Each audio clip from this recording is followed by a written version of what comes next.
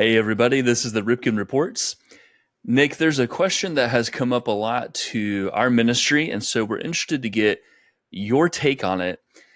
We find people asking us a lot, should I go to seminary or should I get a job in the marketplace? Well, that's a great question. If ugly Nick was sitting in this chair, Uh-oh. or that's the one that Ruth doesn't like to show up very often. What ugly Nick would often want to say when I am asked questions like that, when in the name of all that's holy did you ever leave the marketplace? That's a good question. I mean, because we're talking about whether to go to the seminary or get a job where we can learn a skill and hopefully be with lost people. Or is the question, do I go to seminary or go to the marketplace? Is it one or the other when it always should, because we have exited the marketplace and we haven't been church planters in our own culture, that this question is being asked. Now, anybody that's listened to the podcast know that I have some issues here because generally, except for very few seminaries, they only train us to be pastor teachers. And in Ephesians, when Paul quotes Jesus, he gave some the task or the role of the little apostle, evangelist, church planter, pastor, teacher. We only do the pastor teacher. And I only know of a handful of seminaries that do a good job of preparing us to go overseas. Right. All the thousands of others prepare us to be with Christians. I had a young man in our house last night, and we're talking about this very thing. He has just become really committed to Christ, and now he wants to go to Bible college. I said, to do what? And he said, to be a pastor teacher. I said, aren't there any other options? He said, if I want to be in the ministry, what other options would there be? I said, whose house are you sitting in? Oh, no. And did Bad this question. with as much humor as I could, but most of them just choose people. You choose schools, and most of them turn out pastors and teachers. What I would suggest is, if you feel that God is leading you to go post college or instead of college to a Bible college or to a seminary, make sure you choose one really, really well, that actually the president of a seminary that I'm well versed with, someone asked him in a public setting, how do you reach the neighbors and the neighborhoods around this seminary? He said, that's not my job. My job is to lead this seminary. Well, then whose job is it? I guess the professor's job is to teach in the seminary. And the custodian's job is to keep the grounds in shape and keep the building in shape. Whose job is it? It's every believer in Christ was born both. Guess what? We laugh. My wife is one of those people. They say, well, she's a Baptist pastor's daughter. She was practically born in the church.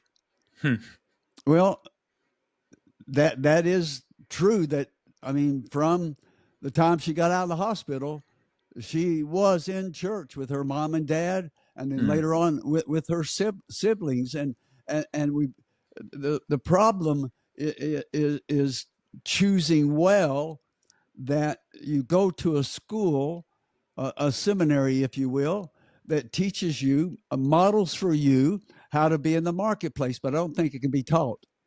I don't think the role of evangelists, and we've said this before, the evangelist and church planter can't be, as we used to say, can't be taught. It can only be caught. Right. And the number one way that evangelicals plant churches is by church splitting. It's not a pretty Oh sight. man. Yeah, It's not a pretty that's sight. right. And you know of them as well as I know of Yeah. them. And I was near one not just 2 weeks ago. And so if you feel like you need to go to school, choose well, and also know this: the larger denominations that are doing a really good job of putting most of their people among those who are unengaged and unreached. Whether you go as a doctor, a teacher, or a lawyer, you have to have between, depending on your job, 30 hours of seminary to a master's in theology from a seminary, depending on the job you do. So Mm, for you to go with a lot of sending agencies, generally churches that send, families that send, things like that, don't have those requirements. But most mission organizations have some requirement, either, like I say, 30 hours of seminary or even a master's in that. And so you don't have a choice, but what you do have a choice in, no matter whatever. You see, we're being asked the wrong question, hmm. my friend. We're not being asked the question, how do I reach my neighbors and how do I plant house churches in my culture? We're asking whether or not to go to a theological seminary. Right. And I just wish that question would precede the other question. But I think what a revolution spiritually it would bring to America if the sending agencies and the sending churches had one major requirement for those who are going overseas, and that is they've got to be a part of planting a church in their own culture, whether it Right. succeeds or not succeeds, whether it's in a building of bricks, whether it's in a storefront, whether it's in a house. But why in the world would we think, no matter what we do in the marketplace or in the seminary, if we go overseas without Mm, the experiencing of planting a church in our own culture, how are we going to have the wisdom to do it in another culture? that's right. That's exactly right. Mm, One of the major reasons that I have for going to Bible colleges and seminary is that in those places, what I learned to do was to choose mentors from, scores and scores of professors. mm, Like in my master's and in my doctorate, there were three professors and their wives. They had us in their homes. They mentored us. This is in the middle of the fight over the Bible in our denomination, and when they felt confident enough to tell me and to invest. Everybody was asking whether you're a conservative or whether you're a moderate. It's like asking yourself whether you're conservative or liberal, and you've got all mm. these dividing walls that are coming up, and all this non-Christian emotion being thrown around. Yeah, that's right. When these husbands and wives, these professors, when they felt that I was trustworthy enough, when I asked them their approach to the Word of God, they said we're biblicists. Hmm. And they were like Jim Slack was always to me with our mission board, is saying that whenever you have a problem in evangelism, you have a problem in church planning, you have a problem in your marriage, you have a problem with your children, you have a problem in culture and language, you're not telling yourself the right biblical story. And Hmm. they said to us in one class, I came home after our first 5-year term, and I took a member care class, and they brought Ruth and I. They said, you bring your wife to this class. Well, she was thrilled to come. And there were that's where I met Tim. Hmm. And in this class of about 12 leaders, usually church leaders. One was a denominational leader, and the one missionary family. They did a stress test of 1 to 10 of how stressful your task was. And most of those pastors, when the member care people ministered at those questions, their stress level was somewhere around a 7, 8, maybe approaching a 9 out of 10. Mm. Then they told them, watch. And they did the same test with Ruth and I, and our stress test being under apartheid. This is before Somalia. Being under That's right. Yeah. apartheid in a black homeland with all the violence, with all the hatred, with all the racism, out of 10, Ruth and I got a 15. Of course you did. And in front of the class, that professor said, you all have got to know Ruth and Nik. And we can tell you with full confidence that intuitively they are doing most of what they do right. But what our job is, and they said, we're saying this in front of them for the first time, Nik and Ruth, you are some of the best that we've been around, and you intuitively do what God has made you to do. But what you lack is the ability. You cannot teach being intuitive. You can only teach when you've got a biblical foundation underneath that fortifies that intuitive and makes it rich, and you can pass that along. So our job as biblicists, later on is what they told me, is to put a biblical foundation under everything that you do. And so what you want to do, whether you're in a secular setting, whether you're in a Bible college or a seminary, what you want to do is look where you can take the classes that will help you the most, but what you want to find is mentors for your life. That's right. You want people that won't lead you to learn all that you need to know about the Bible, but that will leave you knowing the Bible. Wow. It's not the same. That's right. Systematic theology. I don't think there's anything systematic about theology. I've never found anything systematic about life in all of our years, 4 decades overseas, or even in the U.S. I don't see anything systematic about life. It's like I can't program out the Bible. So find a place or find those who give you the Bible and the context of the Bible that's applicable among your own family, among your neighbors, among the marketplace of life. And yes, you for most of the world, you need to go with the skill, with a medical skill, with an agricultural skill, with a water digging skill, with something that gives you that you give value in that local culture that allows you to be there. People often say, oh, I'm on a secure platform in the people group XYZ, but I just use that to get in the country to tell them about Jesus. Well, that just sets badly with me because you're not modeling what local people can do in the marketplaces that they live in as they follow Jesus. Right. You don't have to exit. If you never exit the marketplace, you don't have to enter it. But we need you to go as lawyers and shop owners and teachers and nurses and doctors and water specialists and on and on and on.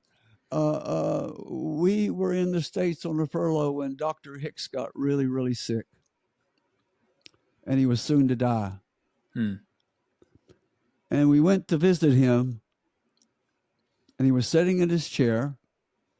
And his sweet wife, who had mentored my wife and tried to recruit my wife for the highest position that our church has in Kentucky, but didn't recruit her very hard, wanted her to go back overseas. and Dr. Hicks is sitting in his chair with a blanket across his lap, and on the arm of the chair when we went to see him was the insanity of obedience. Wow. And he had notations all over the pages, all over the margins and everything. And his wife looked at me and she laughed. She said, he is just consuming insanity of obedience, and he's writing questions in the margins and Mm. comments that he wants to go over with you. And I said to him, honey, you're not Nick's professor anymore. And he said, I will be Nick's professor until the day I die. Hmm. He was wrong. Wow. He's my mentor and professor long since he died. Mm. You know what he did, brother? What? I went to his funeral. I got to go to his funeral. We were in America. Wow. Wow. And we walk into his funeral in their home church. And all of these young kids start running up to me, hugging me. I don't have a clue who they are. Hmm. They're 5 and 6 years of age. They're 10, 12, 13 years of age. And there must have been 15 of them. They just came and hugged me and told me they loved me and how much they cared about me. And I have never felt more loved, and neither was I more mystified. And they were doing the same thing for Ruth. And so I asked one of the adults there what's going on in her family, and she went over and talked to Dr. Hicks' new widow, and she came over and hugged me, and she's got tears of joy streaming down her face. He died right after Christmas. Mm. And he had given all of his grandchildren for Christmas the insanity of God, and he'd written them a personal letter, and it was a whole page of it in the front of that book. And they and soon after Christmas he died, and they had that long personal letter from them telling them to read this book and to allow the Bible to permeate their soul and see what is possible by following Jesus among the nations. And the last thing he did was to give them the insanity of God and write them a whole page, a personal letter to each one of them. And they came just throwing their arms around me to say, our grandfather gave us the greatest gift we could ever have, your book and his letter. Wow. That's not a professor. That's right. That's a father in the faith. That's right. That's what we're looking for. I went as a freshman to a Baptist college. I'd been a Christian for 2 weeks, maybe 3 weeks. Wow. And my first history class blew me out of the water. I didn't know the world. I didn't know the way that he was talking about Christianity in the world, just blew me out of the water. And I'm just sitting there in a class of it's an introductory freshman class. There's probably 60 students in there. And I don't know what to do. And after class, he walked out. After that first class, he caught me in the hallway and he said, Nick, are you free Thursday night? And I said, yes, why? He said, my wife and I want to have you over to our house for a meal. My first professor. And I don't know how to use, when they put down a knife and a spoon and 2 or 3 forks, I don't know which one to use next. I don't even know why you do that. Why would you need all of those? And exactly. And so I went and I just watched them and what they did, and they watched me watching them, and we had this great meal. And then the both of them sat there and told me about life and how history, the context of, if you don't understand history, you're always bound to. Here's the way that I've learned to say it. The one thing we learn from history is we don't learn anything from history. Exactly. And we make the same mistakes over and over again. And that man took me, and his wife took me into that house as a brand new kid off the farm and off of the horse, and took me in their house and began to teach me what the world was like and what it meant to be a world citizen, and knowing the history of the world. And he mentored me for all of my life. And it was like he spiritually handed me off then to these professors in seminary. Wherever you go, seek people to whom you could sit at their feet, and they will rise you up and sit on the same level they are, and let them teach you about life, let them teach you about world, let them model for you what marriage and love is like, if that's in the cards for you. But you look for biblicists who love the word of God and will teach those stories to you, and at an early age find godly men and women who'll get you across the street and get you in the marketplace for Jesus. It really doesn't matter the tool that you get, whether you're a doctor, a lawyer, a mechanic, a builder of things, a well driller, but you want someone to model with you how to everyday people every day tell them the story of Jesus. Wow. Seminary or marketplace? Yes. This is Nik Ripken, and I'm enjoying the journey.